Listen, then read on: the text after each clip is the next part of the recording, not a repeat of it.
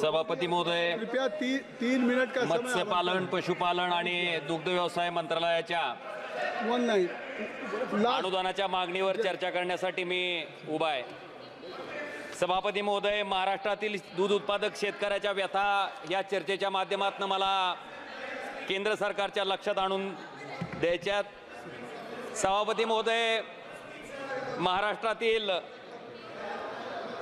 दूध उत्पादक शेतकऱ्याच्या गाईच्या दुधाला 23 रुपयापासून ते 29 रुपये लिटरपर्यंत भाव आहे आणि म्हशीच्या दुधाला 31 रुपये लिटरपासून 36 रुपये लिटरपर्यंत भाव आहे. सभापती महोदय, आपल्या माध्यमातून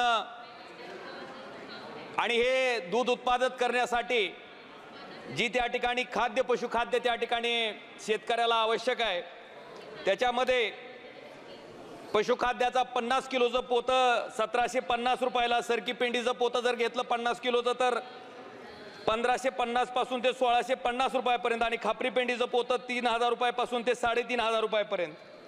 सभापती महोदय, ह्याचं गणित जर आपण घातलं तर वस्तुस्थिती अशी आहे की शेतकरी जो दुग्ध व्यवसाय करतोय त्या शेतकऱ्याला आत्महत्या केल्याशिवाय दुसरा कुठला पर्याय त्या ठिकाणी राहतोय.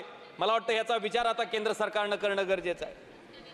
स्वतःच्या रक्ताचं पाणी करून जे दूध त्या ठिकाणी शेतकरी उत्पादित करतोय त्या दुधाला 23 रुपयापासून 29 रुपये लिटरपर्यंत भाव आणि बिस्लेरी बाटलीच्या जर पाण्याचा भाव आपण 1 लिटरचा बघितला तर त्याचं 20 रुपये लिटर त्या ठिकाणी दर आहे. किती विदारक परिस्थिती सभापती महोदय दूध उत्पादक शेतकऱ्याची आहे. मला वाटतं या गोष्टीवरनं त्या ठिकाणी आपल्या लक्षात येईल. मी या ठिकाणी दूध उत्पादक शेतकऱ्याचं एक पावती तुम्हाला या सभागृहाला दाखवू इच्छितो की जवळपास 25 रुपये 74 पैसे लिटर फक्त दुधाला भाव त्या ठिकाणी शेतकऱ्याला मिळतोय. भगवान बांगर नावाच्या शेतकऱ्याच्या दुधाची पावती आहे सभापती महोदय. सभापती महोदय, जवळपास 70% जनता ही शेती आणि शेतीपूरक व्यवसायावर त्या ठिकाणी या देशातील अवलंबून आहे आणि या देशातलं अर्थकारण सुद्धा ह्या माध्यमातून या शेतकऱ्याचं चालतं. सभापती महोदय, मला आपल्याला दाखवून द्यायचंय की मागच्या वर्षी दुग्ध विकास आणि पशुपालनाकरिता 4328 कोटी रुपये इतकी तरतूद त्या ठिकाणी अर्थसंकल्पामध्ये केली गेली होती, जी घटून 3914 कोटी रुपये इतकी करण्यात आली. मत्स्यपालनासाठी 2248 कोटी रुपये तरतूद मागच्या वर्षी होती, जी की आता 1701 कोटी रुपये इतकी कमी करण्यात आली. सरकार सांगतंय शेतकऱ्याचं उत्पन्न दुप्पट करायचंय. जर अर्थसंकल्पातल्या तरतुदी अशा पद्धतीनं कमी करण्यात येत असतील तर नेमकं कुठल्या माध्यमातून शेतकऱ्याचं उत्पन्न सभापती महोदय त्या ठिकाणी दुप्पट होणार आहे. मला वाटतं ह्याचा विचार सुद्धा केंद्र सरकारनं त्या ठिकाणी करणं गरजेचं आहे. सभापती महोदय, एक शेवटचा मुद्दा की ह्या सरकारनं मला आपल्याला आठवून फक्त 1 मिनिटात मी आज सभापती महोदय संपवतोय, 2 मिनिटं पण झालं नाही सभापती महोदय. शेतकऱ्याच्या व्यथा आहेत, मला मांडून देत.